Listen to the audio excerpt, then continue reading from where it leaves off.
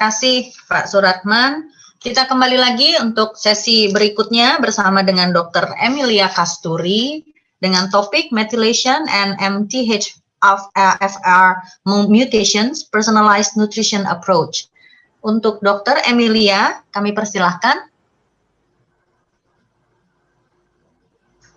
Selamat siang teman-teman sekalian. Siang Dr. Emilia. Ya, apa kabar semuanya? Semoga dalam keadaan sehat dan baik. Amin. Terima kasih untuk waktunya bersama dengan kita siang ini. Pada kesempatan hari ini saya akan membawakan, sebentar ya, saya boleh izin share screen mungkin Pak Suratman? Saya bantu ya? Ya. Ya, saya bantu ya Dok ya.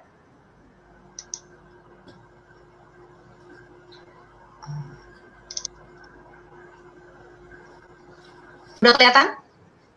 Ya, sudah kelihatan. Oke. Ya. Pada kesempatan siang hari ini saya akan membawakan methylation dan MTHFR mutation personalized nutrition approach. Di sini saya akan sharing mengenai proses metilasi yang menurut saya kita seperti menemukan potongan puzzle yang kecil-kecil di dalam big map ya, di mana pengaruh metilasi terhadap makanan, kemudian ekspresi gen, fungsi protein, dan juga bagaimana bila terjadi gangguan SNPs.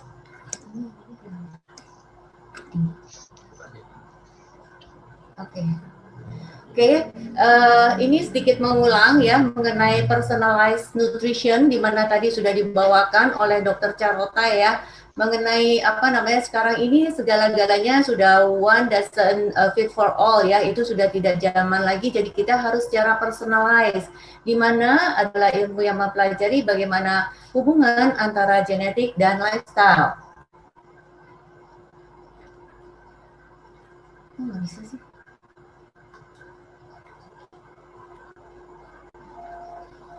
Yang next saja ke.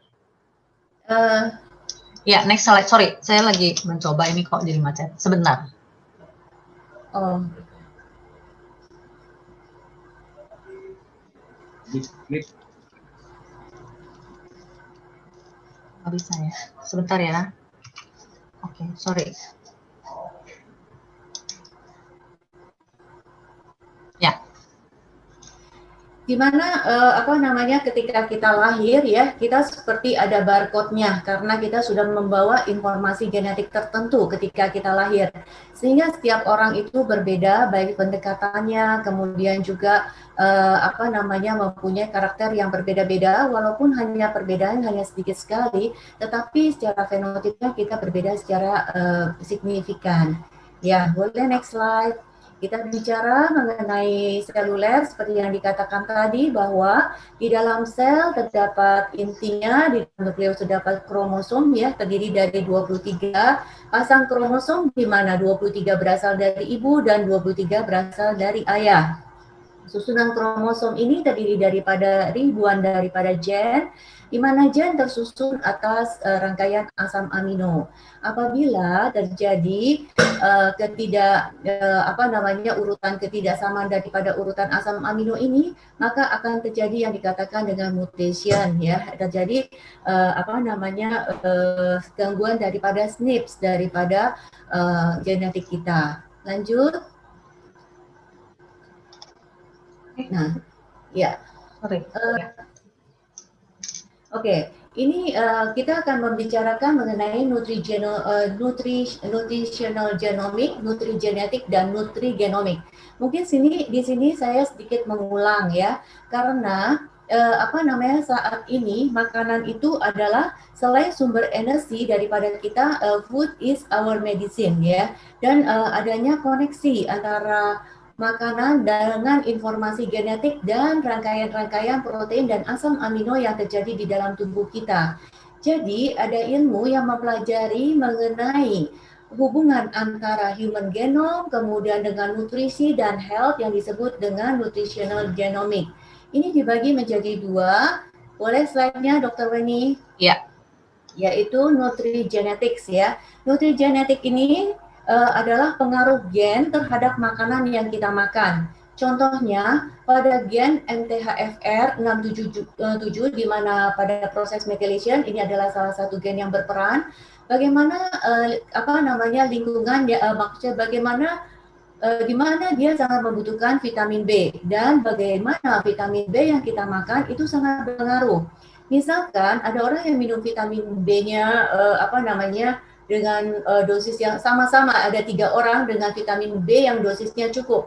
Ada orang yang memberikan efek yang baik, ada orang yang tidak memberikan efek apa-apa, ataupun ada orang yang memberikan efeknya yang luar biasa. Jadi di outcome terhadap homosisteinnya misalnya. Atau mungkin contoh lain adalah misalnya yang sedang lagi in aja deh kita ambil seperti mutasi gen terhadap CIP2R1 itu adalah gen yang vitamin D yang merespon daripada vitamin D di dalam tubuh kita. Untuk orang-orang tertentu, contohnya seperti saya memiliki defek daripada CIP2R1, di mana ketika saya minum vitamin D dengan dosis yang biasa itu tidak memberikan efek terhadap tubuh saya. Nah, untuk orang-orang yang seperti ini, kita harus memberikan dosis yang lebih besar. Jadi betapa pentingnya kita mengetahui gen yang kita miliki untuk kita memberikan asupan baik vitamin, mineral maupun makanan di dalam tubuh kita secara tepat.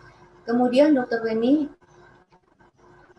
nah kalau nutrigenomics adalah pengaruh makanan apa ya untuk supaya kita dapat merubah ekspresi gen kita. Contohnya, apabila gen SOD2 kita di mana itu adalah salah satu pembentukan glutathione itu jelek misalnya, nutrisi apa yang kita perlukan supaya outcome-nya menjadi lebih bagus. Jadi ilmu nutrigenetik ini dan nutrigenomik ini sangat penting. Jadi apakah kita bad genes atau kita act bad. Jadi artinya kalau kita mempunyai gen yang jelek, mungkin kita bisa perbaiki dengan lingkungan kita, dengan nutrisi kita. Tetapi kalau misalnya kita punya gen yang bagus pun dengan kita berlaku yang tidak baik, otomatis fenotip ataupun gejala yang ditimbulkan menjadi kurang baik.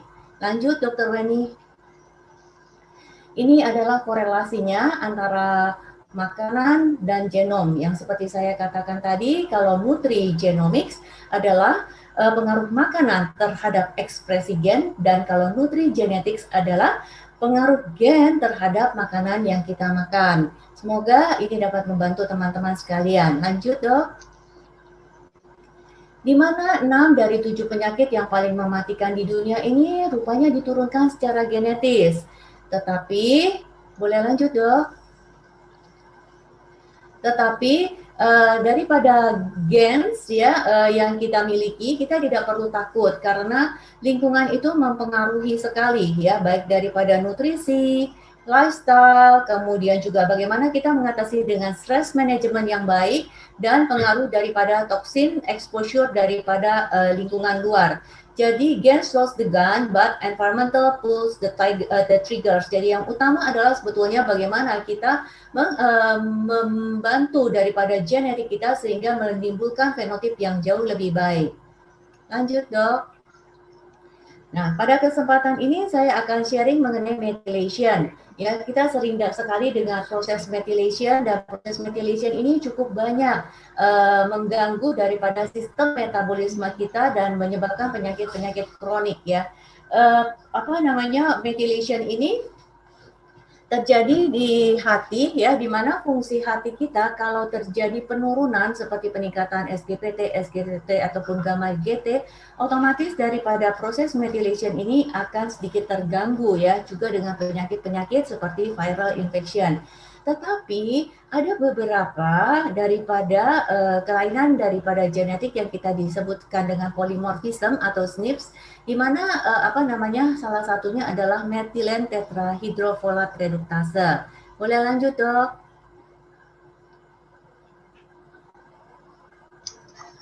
Sebentar, Dok. Oh, nggak mau lagi ya, sorry. Bentar. Sorry.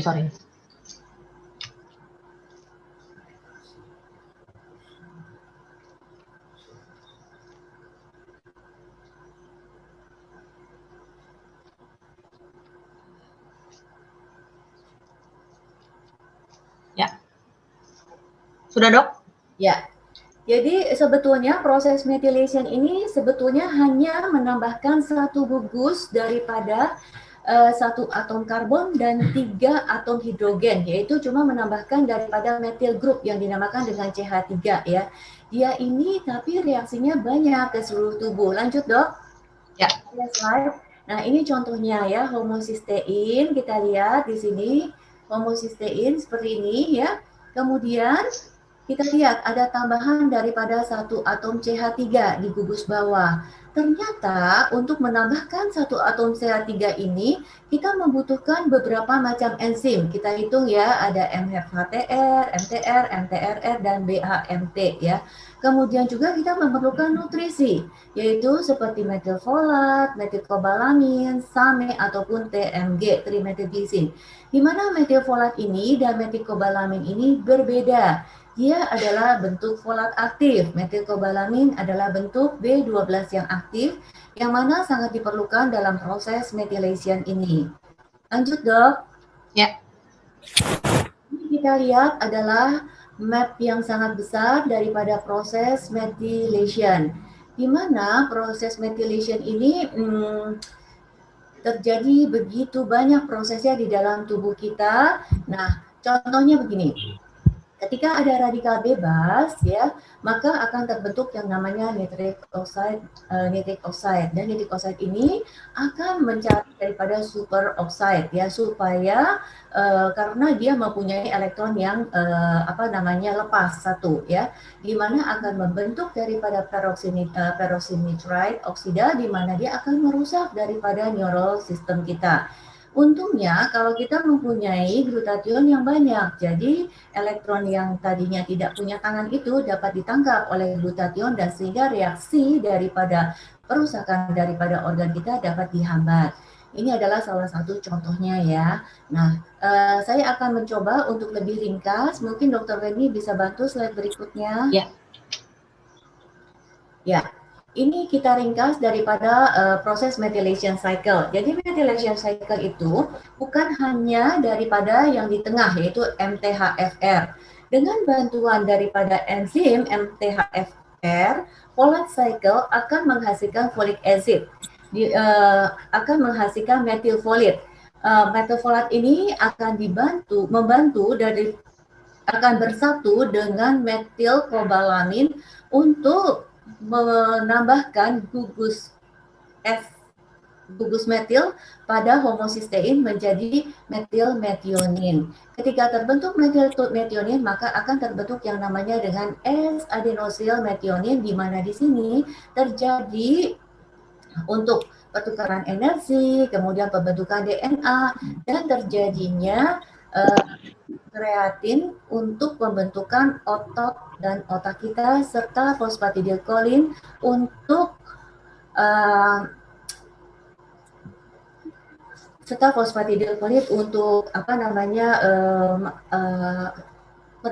fungsi sel kita, ya. Dimana juga si SAMe ini akan mempengaruhi daripada dopamin dan norepinefrin untuk mempengaruhi daripada neurosystem cycle kita, dimana nantinya juga akan membantu daripada amonia detox dari urea cycle.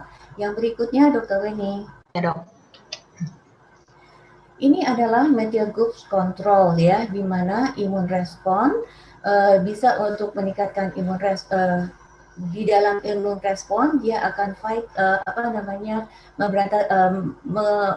fight infection virus dan kontrol inflamasi.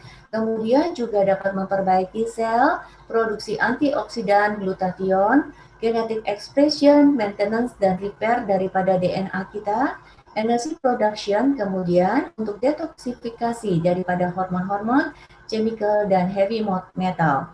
Kemudian juga sebagai mood balancing neurotransmitter seperti serotonin, dopamin, dan melatonin.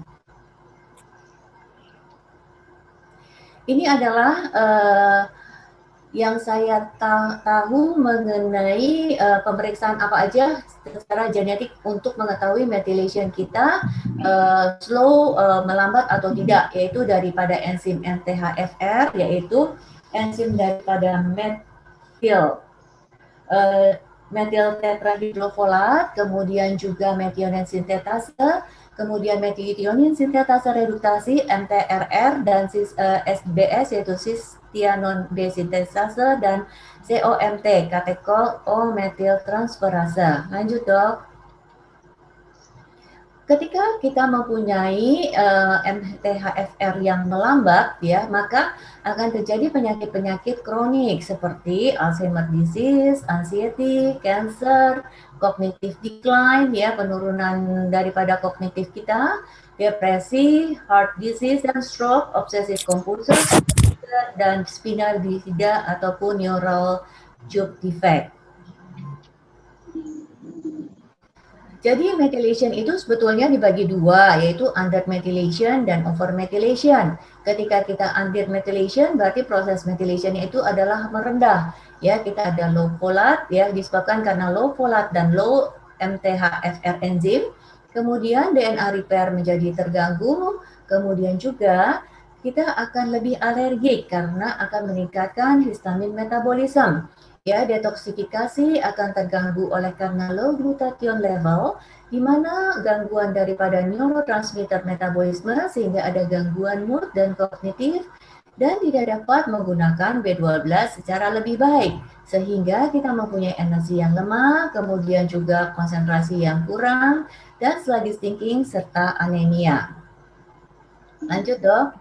Overmethylation ya juga bisa terjadi terutama untuk anak-anak seperti autistic, panic or anxiety disorder, paranoid schizophrenia, ADHD, behavior disorder ataupun depression. Jadi depression ini bisa di over ataupun undermethylation. Tetapi kita tidak membahas overmethylation karena pada dasarnya jauh lebih banyak keadaan yang undermethylation. Nah, ketika kita bicara mengenai enzim MTHFR, maka di situ ada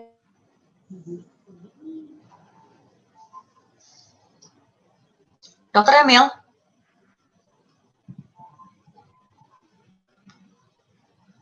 Ada dua gen yang terdeteksi. Sorry Dokter Emil. Kalau kita enzimnya apa? Ya. Tadi sempat hilang. Ya, tadi sempat hilang. Boleh diulang dari more about MTHFR ini? Oke. Apa namanya? Jadi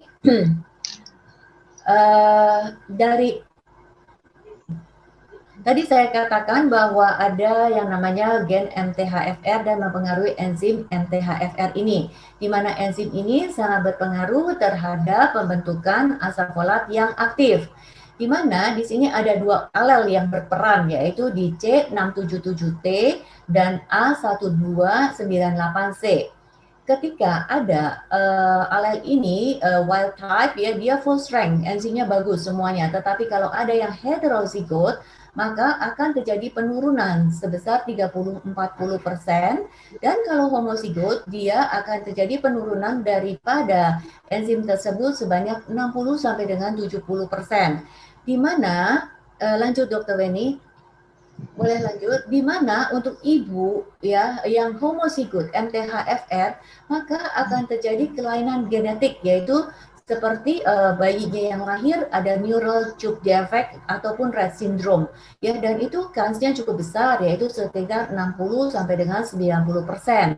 Ya, apalagi kalau ibu-ibu ini kadang-kadang kalau wanita hamil, ya, dulu waktu kita hamil juga sering sekali diberikan dengan asam folat. Ternyata tidak semua asam folat itu kita bisa bentuk menjadi folat yang aktif. Boleh lanjut dokter? Ya dok. Nah, ini ada research papernya di mana penggunaan 5-metil tetrahydrofolat increase plasma folate more effective than folic acid in women with homozygote with wild type 677CT polymorphism of methyl tetrahydrofolat reduktase. Jadi rupanya pada wanita-wanita hamil yang diberikan asam folat, ya, itu hasilnya mungkin aja neurotube-nya bisa terjadi karena dia tidak mempunyai enzim yang cukup untuk membentuk si asam folat ini menjadi metil tetrahidrofolat, which is itu adalah asam folat yang bentuk folat yang aktif yang dapat digunakan oleh tubuh dalam proses methylation bersama dengan metilkobalamin untuk menghasilkan si metionin tadi. Lanjut, Dok. Ya. Ya, ini adalah peran-peran penting yang berperan di dalam proses under methylation. Jadi ketika kita low methylation, ya, jadi itu banyak sekali yang berperan, yaitu seperti prekursornya, ya, seperti metionin, kolin, betain, dan homocysteine. Kemudian juga kofaktornya B12, folat, zinc, B2, B6, dan B3. Kemudian enzim polimorfismenya itu sendiri. Seperti yang tadi saya katakan, ada mutasi di MTHFR, CBS, COMT, PDR, MTR, atau MTRR, ya, di mana ini semua sangat berperan di dalam methylation cycle. Lanjut, Dok.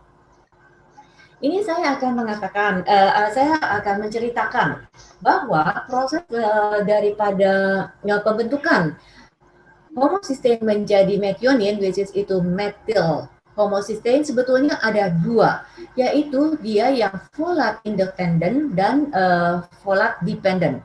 Kita bicara yang atas dulu, dari asam amino dan sistem metabolisme, itu adalah yang folat dependent, yang atas ya. Folat dependent itu ya, dari folat menjadi metil folat, dia memerlukan enzim yang disebut dengan MTHFR, yaitu metil tetrahidrofolat reduktase. Nah, dari B12 menjadi metil B12, dia memerlukan enzim juga yang dikatakan dengan MS, yaitu metionin sintetase, untuk membuat si metionin tadi. Jadi, untuk pembentukan metionin dengan jalur folat, benar-benar dia memerlukan metil folat, yaitu bentuk folat yang aktif, dan B12, yaitu bentuk vitamin B12 yang aktif. Seperti kita ketahui, di pasaran banyak sekali suplementasi yang mengatakan B12, tetapi mungkin cyanocobalamin, mungkin hidrokobalamin, atau mungkin juga sintetik yang lainnya, ya. Jalur yang kedua yang bisa untuk membentuk metionin adalah melalui jalur yang bawah, yaitu jalur phosphatidylcholine. Jalur phosphatidylcholine ini berasal daripada makanan yang kita makan, yaitu seperti protein hewani, kemudian seperti hati, susu, telur, gitu ya. Dan dari phosphatidylcholine akan menghasilkan kolin, kemudian betain dengan bantuan BSMT, yaitu betain homocysteine 5-metil transferase, dia akan menjadi metionin. Penting di jalur bawah ini adalah ketika kita mempunyai GERD, ya, kita mempunyai GERD, biasanya kita kalau makan, kita tidak bisa mencerna dengan baik. Karena apa? Betainnya kurang. Sehingga ketika betainnya kurang, dia juga nggak jadi metionin gitu loh, ya. Nah, ketika betainnya cukup, kemudian sudah dihasilkan oleh BSMT untuk menjadi metionin, ada hasil akhirnya, yaitu dimetilglisin yang akan dibawa lagi ke mitokondria untuk folat recycling. Ini adalah salah satu pembentukan daripada metionin melalui dua jalur, yaitu daripada folat dependent atau folat independent. Di mana setelah terjadinya metionin, dengan bantuan magnesium akan mengeluarkan energi ATP, ya, baru menghasilkan S-adenosil metionin yang kita katakan SAMe tadi. SAMe tadi mengalami demetilasi, jadi si metilnya tadi akan keluar. Untuk apa? Untuk pembentukan karnitin, phosphatidylcholine, kemudian juga untuk pembentukan hormon-hormon, kemudian energi yang ada di dalam tubuh kita, dan lebih daripada 200 reaksi kimia yang terjadi di situ. Ya, lanjut, Dok. Nah, ini adalah pathway yang lebih besarnya, ya. Kita lihat pathway daripada yang bawah, yaitu daripada MFHTR, ini di bawah ya ada MFHTR, itu adalah folic acid, ya, jadi methyl folic acid, ya, jadi 5-metil tetrahidrofolik, ya. Kemudian masuk ke jalur ini, dia akan bersatu dengan metilkobalamin, ya, untuk menjadi si metionin. Tadi ini jalur folat tadi, ya.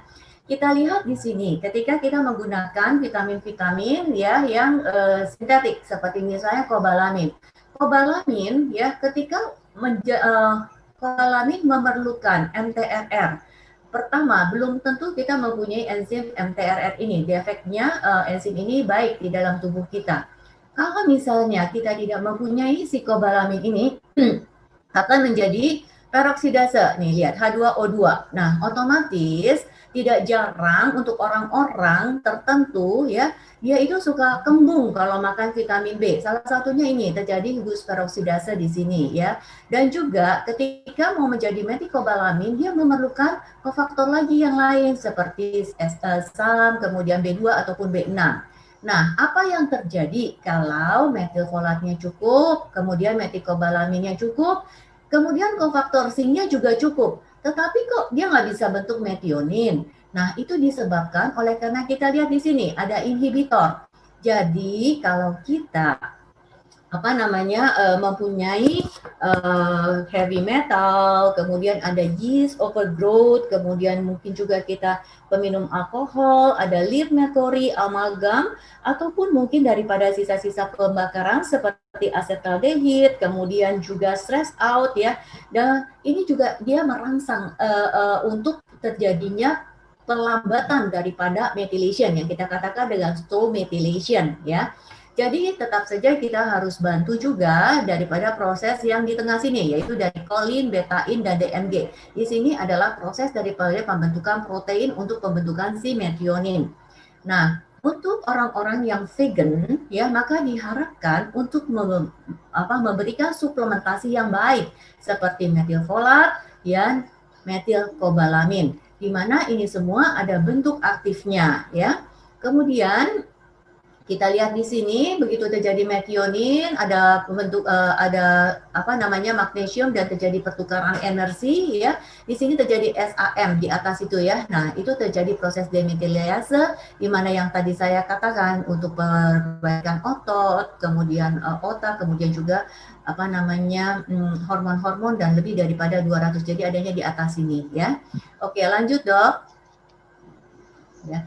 Kita lihat di sini, yaitu kalau misalnya ada proses methylation dan ada gangguannya terhadap enzimnya di MTR, itu juga terganggu ya, yaitu untuk daripada si depression, schizophrenia, demensia, jadi gangguan daripada kognitif ya, kita lihat di sebelah kanan sini. Lanjut, Dok. Nah, sekarang kita tanya, apakah kalau kita mau melihat methylation kita baik atau buruk, kita hanya perlu daripada homocysteine aja? Jawabnya adalah enggak ya. Jadi kita bisa lihat dari pemeriksaan-pemeriksaan darah lainnya mungkin seperti MCV, MCHC ya. Kemudian ada juga pemeriksaan yang lanjut, Dok, yang kita katakan dengan quick test for methylation status. Jadi untuk orang-orang yang belum melakukan mungkin pemeriksaan genetik test, kita bisa lihat methylation status kita itu apakah mengalami perlambatan, apakah normal-normal aja atau mungkin over methylation. Yaitu dengan menambahkan kita dengan minum 50 mg nicotinic acid di dalam perut kosong. Ketika terjadi flushing ya, itu kemungkinan besar kalau 50 mg itu kita adalah low methylation. Kita coba dengan 100 mg nicotinic acid on empty stomach dan kita tidak terjadi reaksi apa-apa, kita artinya ya kita good methylation ya, termasuk yang baik. Dan kalau kita minum 150 mg of nicotinic acid kemudian kita mengalami hot flushing, itu adalah over methylation ya. Ini adalah cara yang quick test, cara yang cepat. Lanjut, Dok.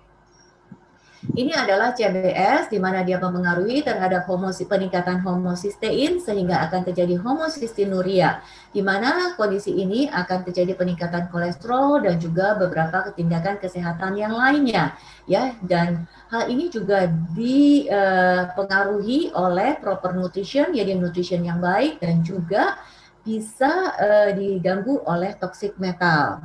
Oke, lanjut.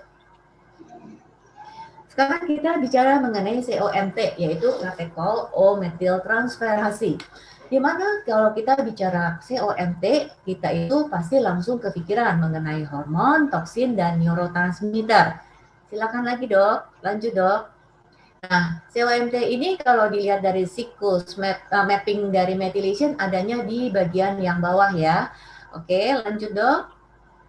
Nah, sekarang mengenai COMT, tadi kita sudah katakan dia itu adalah termasuk daripada methyl group ya, yang merangsang daripada katekol dan katekolamin ya, dia merangsang dopamin, epinefrin, norepinefrin dan juga estrogen dan various chemical seperti endocrine disruptor dan toksin. Lanjut dok.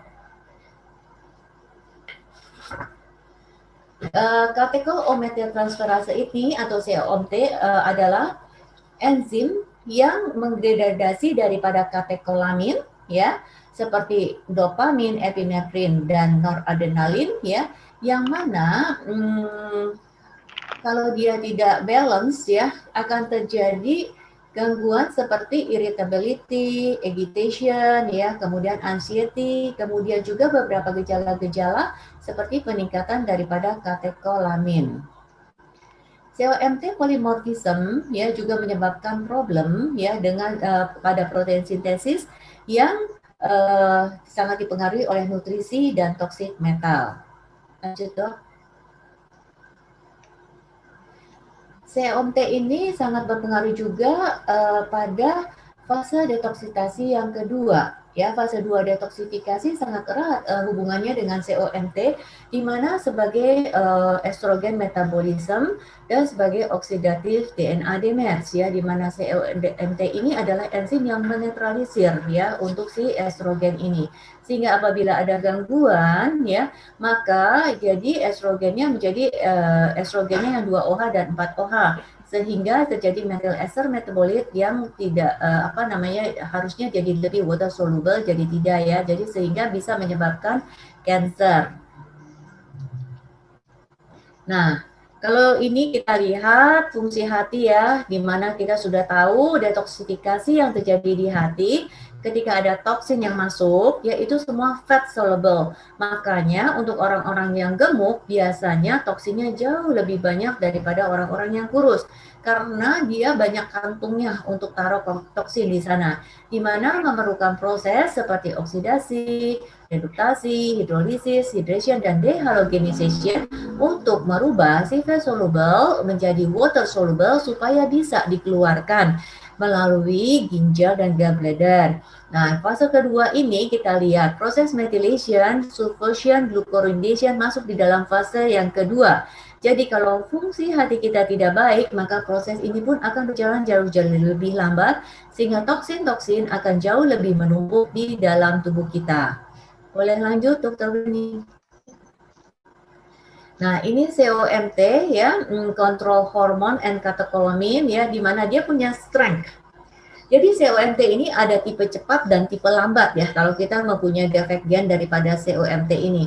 Jadi kalau misalnya kalau yang tipe lambat adalah biasanya orangnya itu kan estrogennya lama ada di dalam tubuh, sehingga kemungkinan untuk kanker, kista dia akan jauh lebih banyak ya. Tapi dia punya kemampuan yang lebih bagus, seperti misalnya wajahnya tuh jadi cakep karena estrogennya tinggi, biasanya wajahnya lebih glowing ya, lebih bagus, dan biasanya dia lebih worknya juga lebih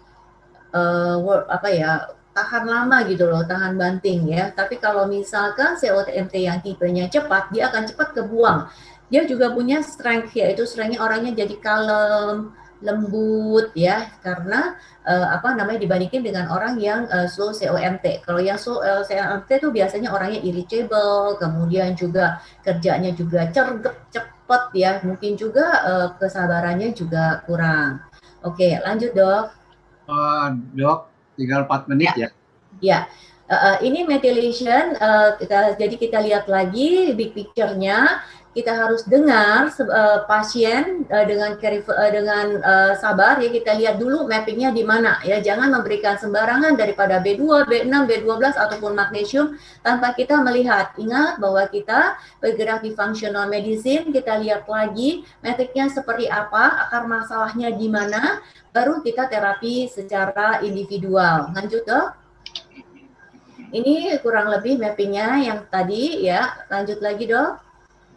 Nah, Terutama kita itu perbaikan daripada methylation adalah sebetulnya melalui nutrition, exercise, sleep, kemudian stress management dan spiritual management. Lanjut dok.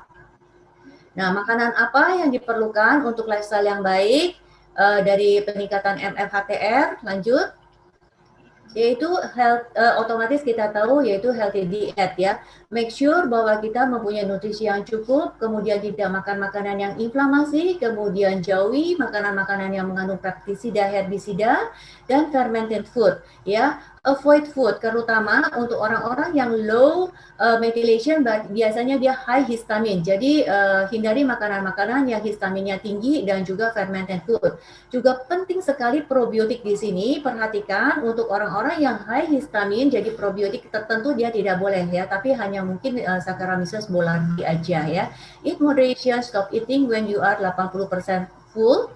Kemudian avoid snack and light night meal. Lanjut dok. Kemudian fokus pada non-anti-inflammatory food ya, terutama untuk pilih makanan-makanan yang baik, good oil, kemudian low glycemic index, fruits dan makanan-makanannya. Kemudian lagi dok, exercise juga sangat penting untuk meningkatkan daripada proses methylation yang ada di dalam tubuh ya, tetapi kita harus tahu di mana exercise yang kita harus cukup sampai di mana, jangan terlalu over exercise. Lanjut dok. Kemudian waktu tidur yang baik, di mana ada circadian rhythm pukul 10.30 paling tidak kita sudah harus tidur. Hindari elektronik sebelum tidur ya, seperti mungkin blue light ya, kita harus hindari. Dan tidur dalam keadaan yang gelap. Lanjut dok. Kemudian stress management adalah penting sekali untuk mengatasi daripada infeksi, alergi dan lain sebagainya itu. Kemudian lanjut dok. Dan environment toxin, bagaimana kita menghindari daripada lingkungan kita yang kotor dengan minum mungkin air yang lebih banyak, kemudian dengan makan makanan yang kita pilih, dan terutama yang paling penting adalah hindari plastik ya, karena BPA sangat berpengaruh terhadap metabolisme estrogen. Lanjut Dr. Weni. Dan ini adalah salah satunya ketika untuk kita ingin proses detoksifikasi secara alamiah, yaitu menggunakan chlorophyll, coffee enema, Epsom salt bath, dan psyllium salts. Lanjut dok. Oke, ketika diet kita salah, medicine juga tidak ada gunanya. Tetapi ketika diet kita betul, medicine juga kita tidak memerlukannya. Demikian methylation yang saya bawakan. Terima kasih atas perhatiannya dan semoga apa yang saya bawakan ini sangat membantu dan memberikan manfaat kepada teman-teman semua. Terima kasih. Terima kasih Dr. Emil untuk presentasinya yang jelas mengenai proses methylation ini dan juga peranan enzim MTHFR di dalam tubuh kita.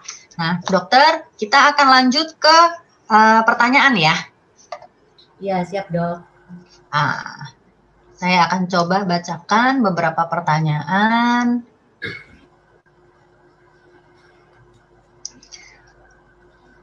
Kalau sudah over methylation seperti schizofren, apakah ada tempat untuk diperbaiki? Menggunakan apa ya di dalam yang sudah ada di dalam literaturnya bila ada?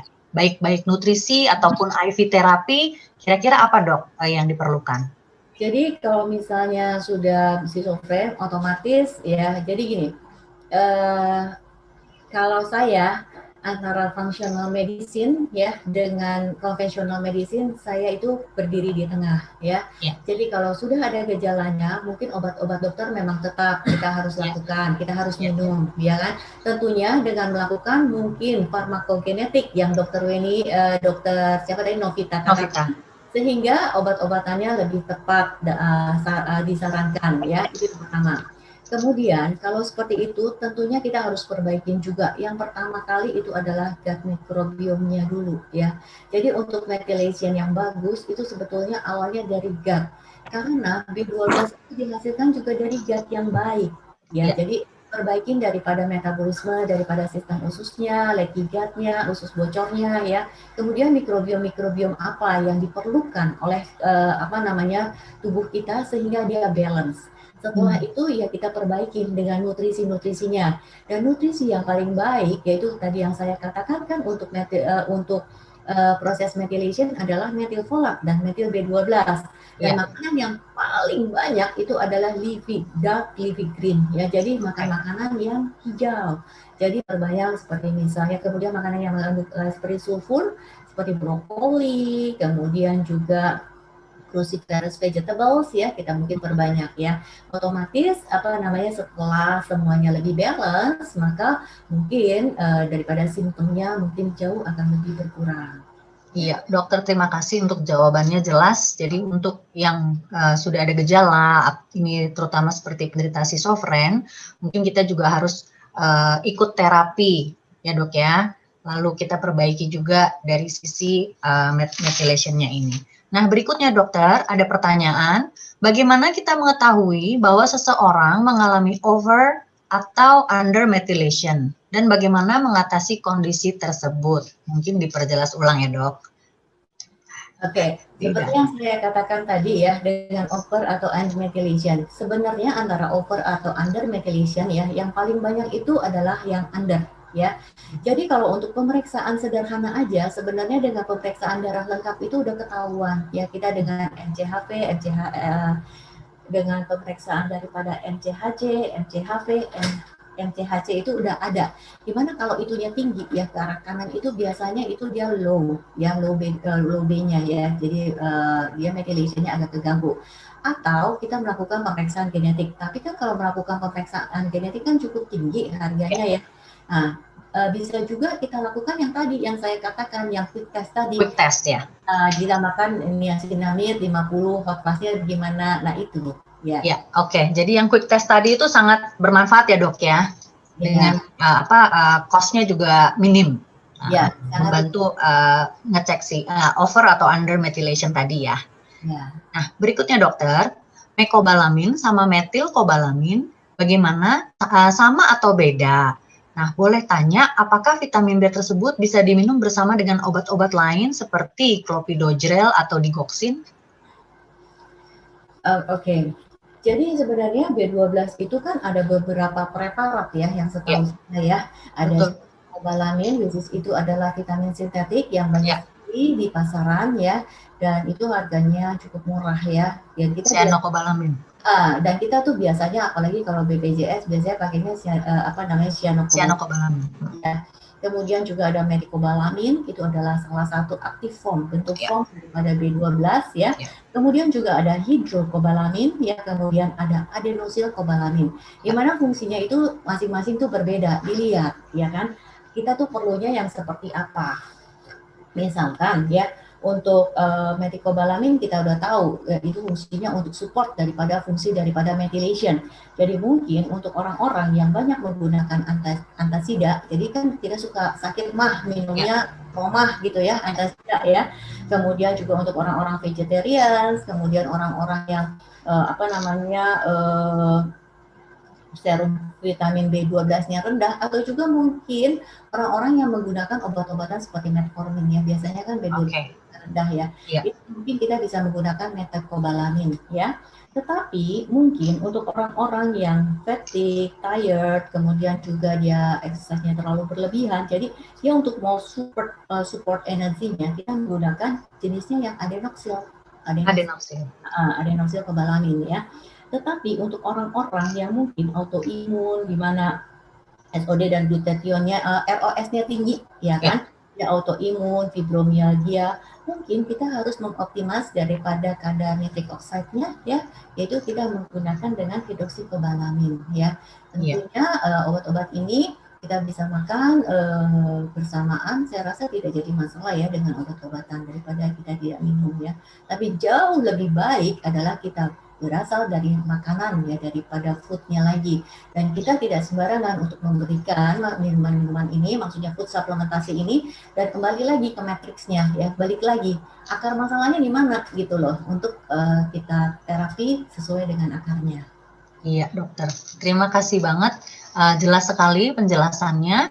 Berikutnya mengenai folat dok, pertanyaannya. Suplemen folat yang disarankan dalam bentuk seperti apa? Lalu dari pemeriksaan MCH, MCHC juga different count yang bagaimana yang bisa menunjukkan status metilasi? Ya, tadi udah dijawab. Ya, yang ini sudah dijawab. Tinggal yang ini dok, yang suplemen folat yang disarankan dalam bentuk yang seperti apa dok? Kita balik lagi ke suplementasi yang biasa ya, folat ya, yang saya katakan tadi ya, biasa kita minumnya kan juga asam folat ya kan. Ya, folic acid betul. Adalah bentuk yang tidak aktif ya. Kalau kita terjadi defek daripada si MFHTR, MTR atau MTHR ini, di mana dia tidak bisa membentuk ya, sehingga ini sepertinya begini dok. Kalau kita nyalain mobil di ruangan tertutup dan kita ada di dalam, ya kan? Nah itu otomatis kan karbon monoksidanya kan banyak sekali tuh, sesak napas. Hal ini juga yang terjadi di dalam sel kita, sehingga dengan tujuan kita tadinya mau meningkatkan metabolisme sel kita, sehingga bukannya metabolismenya makin bagus, malah makin jelek karena terjadinya penumpukan daripada radikal bebas ya, yang tadi saya cerita di sebelah kanan atas yang ada NO-nya itu ya. Nah, untuk itu sebaiknya kita menggunakan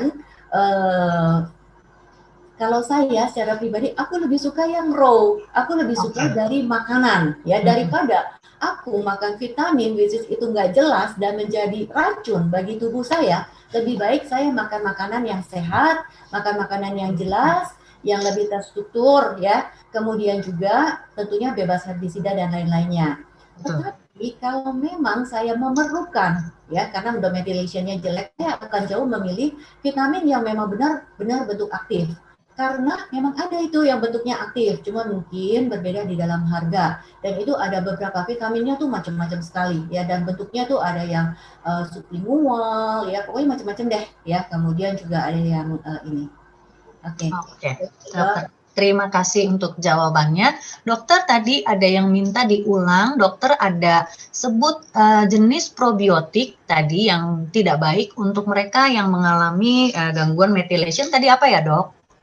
Jadi gini, kalau orang yang menggunakan ada slow methylation, untuk orang-orang yang slow methylation biasanya akan peningkatan daripada histamin karena dia ada hubungannya di situ, ya kan? Kalau histaminnya tinggi, ya kan? Biasanya dia kan ada leaky gut biasanya, ya kan? Nah, itu disarankan kita pilih probiotiknya. Jadi yang mengandung Saccharomyces boulardii dan probiotik yang mengandung Saccharomyces boulardii itu harganya juga beda. Mahal banget gitu loh. Jadi kita tidak disarankan untuk menggunakan Lactobacillus yang seperti biasanya. Oh, tapi lebih disarankan ke yang Saccharomyces boulardii ini ya dok ya.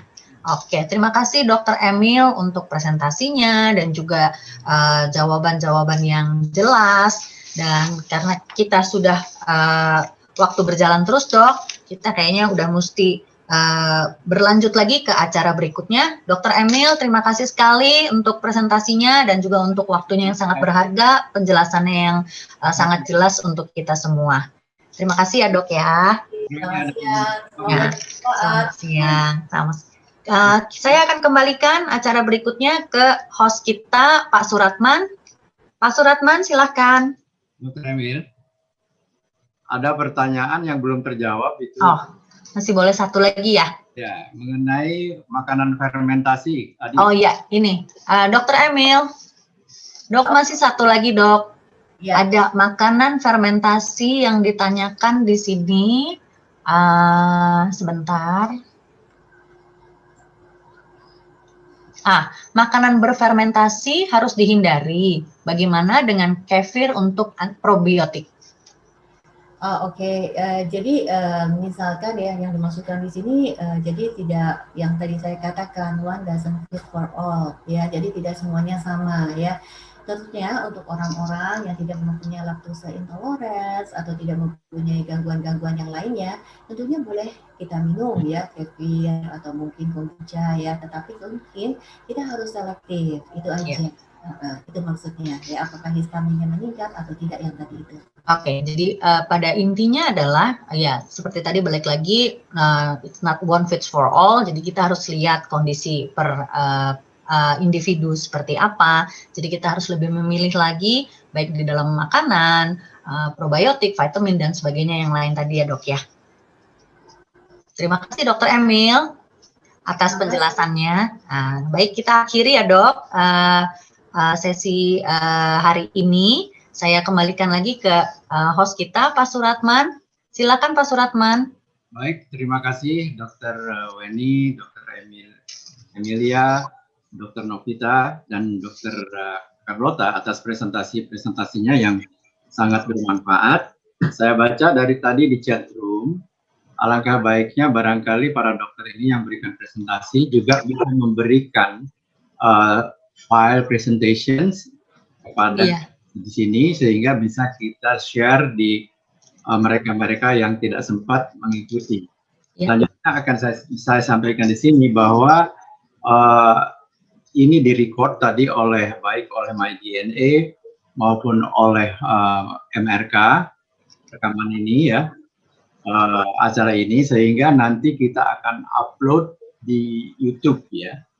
Karena kalau di-upload sekarang kadang-kadang kita bermasalah karena terlalu panjang.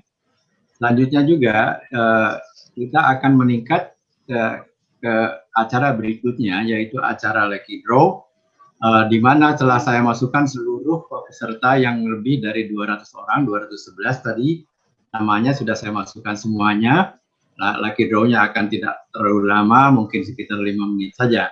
Walaupun demikian, sebelum Lucky Draw ini dilaksanakan, perkenankan saya menyampaikan lagi video-video dari para sponsor. Selanjutnya juga para sponsor akan mengumumkan nanti lucky draw apa yang akan diberikan kepada para peserta yang ada di sini sebelum saya undi. Saya mohon izin share screen untuk menyampaikan presentasinya ya. Sebentar, mudah-mudahan masih ada nih.